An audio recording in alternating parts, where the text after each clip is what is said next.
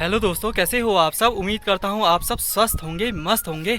मेरा नाम है सतीश ओली। मैं उत्तराखंड के चंपावत ज़िले से हूँ और चंपावत ज़िले के लोहाघाट ब्लॉक के सुईपाऊ गांव का रहने वाला।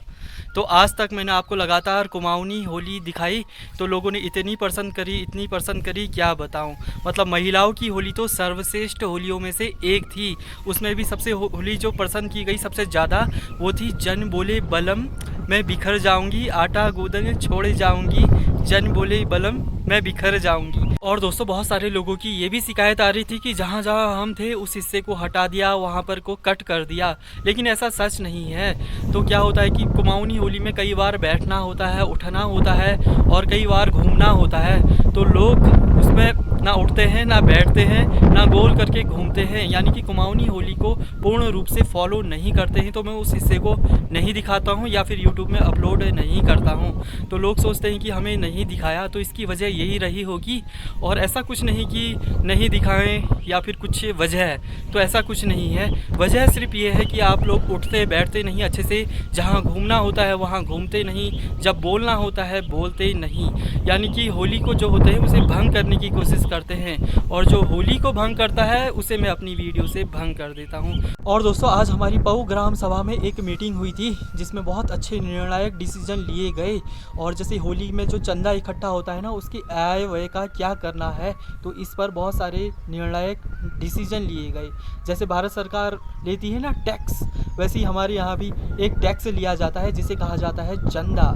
और ये होली के दिनों में लिया जाता है और एक परिवार से सिर्फ 100 रुपये लिया जाता है। तो इसकी जो राशि इकट्ठा हुई है इसका क्या करना है, क्या किया जाए, क्या ना किया जाए, और गांव में क्या सुधार किया जाए, तो इसमें चर्चा हुई थी बहुत सारी। तो बहुत लोगों के बहुत सारे विचार रखे अपने अपने कि क्या क्या सुधार किया जाए।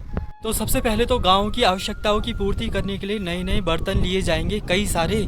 और उसके बाद गांव वालों ने एक विचार ये भी रखा है कि बहुत सारे लोग ऐसे भी होते हैं ना गांव के, जो भर भर के खाना उठा ले जाते हैं अपने घर की तरफ।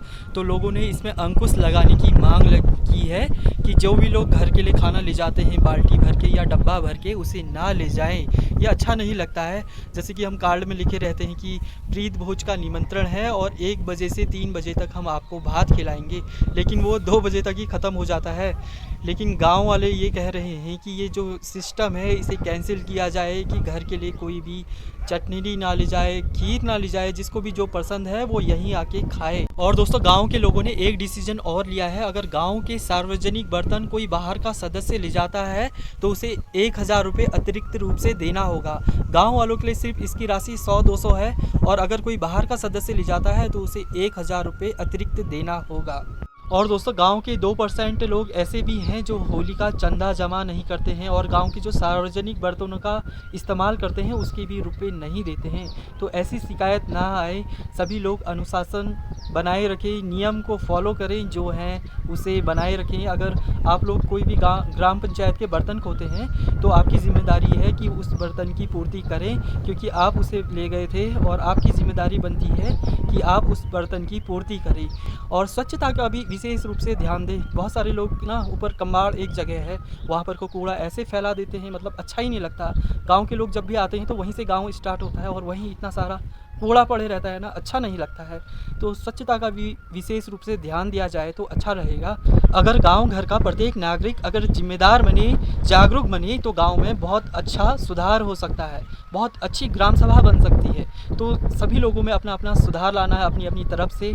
और आप भी इस ग्राम पंचायत का आनंद लीजिए, इसके बारे में देखिए कि किस तरीके से गांव में चर्चा हुई।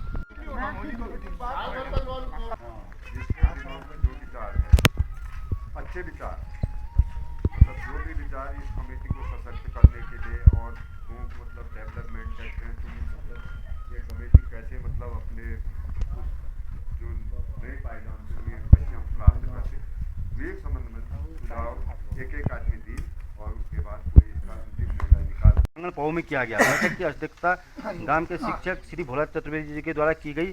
बैठक का उद्देश्य होली कमेटी के आय व्यय एवं भविष्य में होने वाली खरीद सामग्री पर थी। बैठक में सर्वसम्मति से निम्न प्रस्ताव पारित किए गए। नंबर 1, बर्तनों की देखरेख एवं सामग्री खरीद पर चर्चा की गई, जिसमें निम्न बर्तन खरीद पर सर्वसम्मति से पास किया गया। नंबर 1, झन्ना, चाकू छिल्लर 4, स्टील छन्नी 2, टी कंटेनर 10 लीटर वाला, मेज 6, करछी 4, बड़े स्टील डालू 4, गैस रेगुलेटर 1, तिरपाल 10x12 की 1, दरी 1, गाय हथगड़ी 1 और शिलापट 1 जो कि यहाँ पर लगाना है।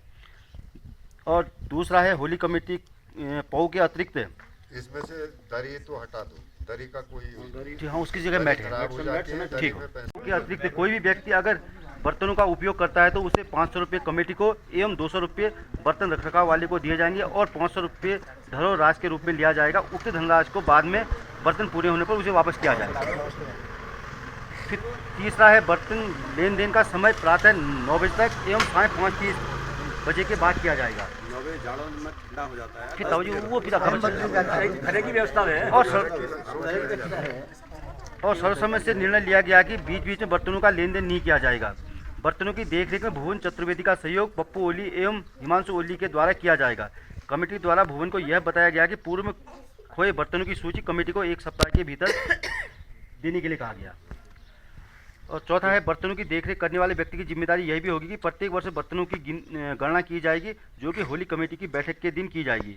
इसके अलावा यह भी निर्णय लिया गया कि घर के लिए भोजन सभी मेहमानों एवं गांव वालों के भोजन के उपरांत ही लिया जाएगा। इसकी जिम्मेदारी सभी ग्रामवासियों की होगी, सिर्फ एक कमेटी वालों का नाम नहीं है। उपस्थित सभी सज्जनों से ये निवेदन करूँगा कि अनुशासन सबसे बड़ी चीज़ है कमेटी के लिए। अनुशासन न होने से एक बार हमारे लगभग एक पोजीशन आ गई कि आधे बर्तन गुम हो गए। तो जितना खो जाता है वे प्लस जितना बैलेंस है वे हर साल मिलना चाहिए। ये जिम्मेदारी उसकी है जो बर्तन रखता है, जो पैसे नहीं देता खो देता है वे लिस्ट बना दे, वे जोड़ के अगर ये अनुशासन रहेगा तो ठीक है, नहीं तो कोई दे रहा है या जमा कम पड़ जा रहा है सब तो हो जाएंगे। दूसरा चंदे के बारे में एक ऐसा है कि चंदा हम बाद में लेते हैं, चंदा और पहले ले लिया ताकि जो टीका के दिन शुरू किया या लोहड़ी के दिन जो रह गए वैसे ही रह जाते हैं। तो एक चक्कर कोई एक अवसर जिन्होंने नहीं दिया है उनसे पहुँचना जरूरी है। चंदे की राय ऐसे घटेगी। अगर गांव का प्रत्येक नागरिक जिम्मेदार और जागरूक बने तो गांव में बहुत अच्छा सुधार हो सकता है। तो सभी लोग कोशिश करें कि ये हमारे ऐसा सोचें कि हमारे घर की चीज़ है। जितनी रिस्पेक्ट हम अपने घर की वस्तुओं की करते हैं उतनी ही गांव की सार्वजनिक चीज़ों की भी करनी चाहिए। अगर खेत कठिन न विमल पैस मिल लो, पेड़ कठिन न विमल पैस मिल लो तो विमल के आपत्ति नहन क्या विकास किसी की आप कोई आपत्ति किसी को नहीं है। वो आपत्ति वाला जहाँ तक जाएगी